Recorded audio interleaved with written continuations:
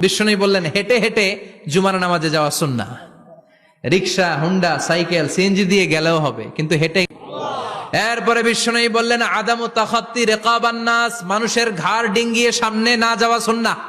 বিশ্বনবী বললেন দুখুলুল মসজিদে রাকাতাইন, জুমার নামাজের দিন মসজিদে ঢোকার পরে 2 রাকাত পড়া সুন্নত। কয় রাকাত? এরপরে বিশ্বনবী বললেন ইনসাত, চুপ থেকে খুতবা শুনবা।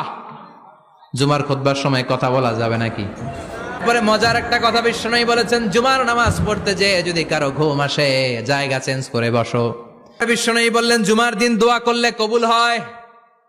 এমন একটা সময় আছে জুমার দিনে, ওই সময়ে যদি বান্দা আল্লাহর কাছে কিছু চায়, সেটা না দিয়ে খালি হাতে আল্লাহ বান্দারে ফিরাইয়া দেয় না। সেটা কখন? অনেক ইখতিলাফ আছে, বেশিরভাগ মুহাদ্দিসিন বলেছেন জুমার দিন আসরের নামাজের পর থেকে মাগরিবের আগ পর্যন্ত, বিশেষ করে মাগরিবের আগের আধা ঘন্টা, এ সময় আল্লাহ